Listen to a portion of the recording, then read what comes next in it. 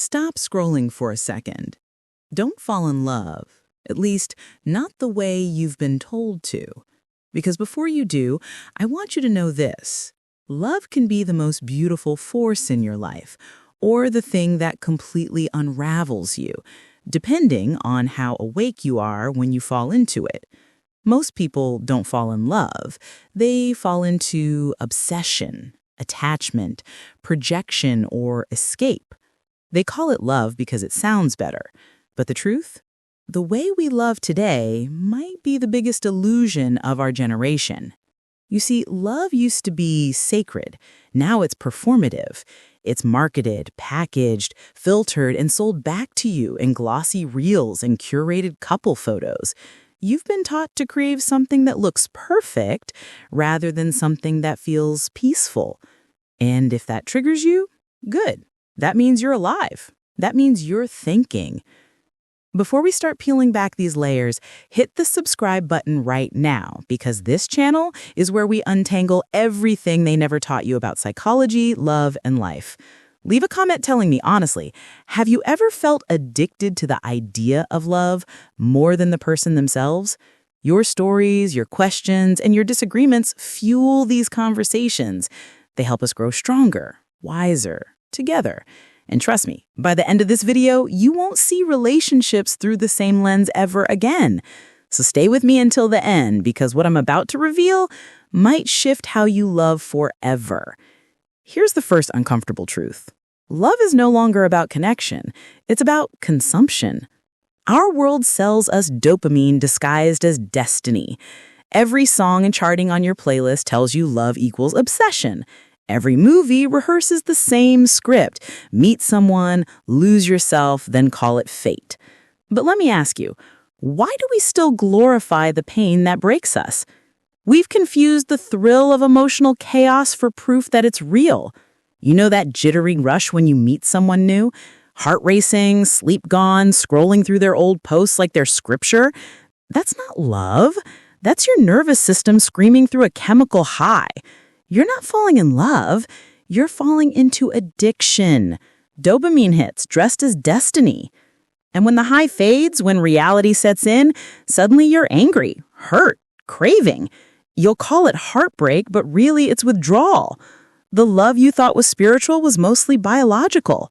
The cruel part is that society rewards this kind of madness. We romanticize pain. If it's chaotic, it must be passionate. If it hurts, it must be deep. When in reality, that turbulence is often your unresolved trauma being mirrored back at you. But hey, suffering gets clicks. Peace doesn't trend. We scroll through perfect couples online and wonder what's wrong with us.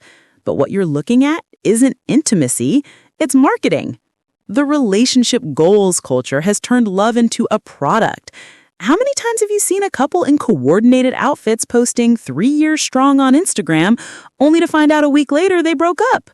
See, in the era of digital connection, love has become a performance, not a partnership. And here's where it gets darker. The more we consume the illusion of love, the harder it becomes to recognize the real thing. You start to mistake validation for chemistry. You mistake texting all night for communication. You mistake possessiveness for passion. We are a generation starving for connection, but allergic to vulnerability. We want closeness, but flinch at commitment. We crave being understood, but barely understand ourselves. And that's why I'm telling you, don't fall in love before watching this, because awareness is your protection. Let's talk about the invisible work behind love, the part nobody sees. Falling in love looks easy, but maintaining it is emotional labor. Society sold us this fairy tale that love just flows. But in reality, relationships require emotional effort. And guess who often ends up doing most of that work? Women. Studies still show that emotional labor is gendered. The world trains women to be intuitive, empathetic, and accommodating, all while training men to see emotional awareness as optional, even weak. We've made an entire video on emotional labor in modern relationships. Check out the video, the link is in description. So when we talk about love, it's not just two hearts meeting. It's often one person managing, anticipating, remembering, essentially being the emotional project manager of the relationship. And that's where exhaustion sneaks in. Because love, when it's one-sided, drains your spirit faster than heartbreak ever could. Here's something you won't see on TikTok. Emotional peace is sexier than drama. If they keep you guessing, that's not romance, that's manipulation. If you keep fixing, hoping, explaining your worth, that's not devotion, that's depletion. Why do we keep choosing the same kind of person over and over again? The one who feels familiar, even when familiar hurts. Because our subconscious is running the show. Attachment theory explains that we repeat what we didn't heal. If you grew up around inconsistency, you'll find comfort in uncertainty. If love once meant walking on eggshells, you'll confuse chaos for connection. If you never felt truly seen, you'll overperform in love just to earn crumbs of recognition. Your relationships mirror your self-awareness. Every connection is a classroom. And unless you pause to reflect, you'll graduate from one heartbreak straight into the next, still hunting for someone to fix what only you can heal. Let me say something most relationship advice videos won't say. You cannot heal through dating. You heal through solitude, reflection, and radical honesty. Falling in love while you're still broken is like pouring water into a cracked glass. No matter how much you give, it keeps leaking. And if this realization is stirring something inside you, you need to check out our other video, The Hidden Philosophy of Heartbreak. That one dives deep into how pain isn't punishment, but transformation. It will help you understand why heartbreak happens to good people and how it secretly rewires you to become wiser, stronger, and more self-aware. So make sure you watch it right after this one because these two conversations are directly connected. The link is in the description. Now I want to tell you something a little scandalous. This generation has begun to worship the idea of instant intimacy. We've confused vulnerability with oversharing, solitude with sadness, and connection with constant communication. But if someone truly loves you, they will love your pauses too. They will respect your silences. Love isn't someone obsessively texting you all day. Love is someone who knows you well enough to give you space without fear. You should never need to dilute who you are just to keep someone close. The right person won't be intimidated by your independence. They'll be inspired by it. But too many people are falling in love because they're lonely, not because they're ready. And that is emotional roulette. When you fall out of loneliness, you give someone else the permission to define your worth. When you fall out of readiness, you turn love into a place to hide rather than something to build. So if you're single, don't rush it. The pressure to find your person by your 20s is ridiculous. There's no medal for early commitment, only lessons for premature heartbreak. They say love is supposed to be fireworks, but the truth? The strongest relationships feel more like campfires, steady, warm, real. The flame doesn't burn you, it sustains you. Our culture dismisses calm as boring. We've grown addicted to the adrenaline of toxic cycles, to people who hurt us just enough to keep us anchored. But let me tell you something that might sound almost radical.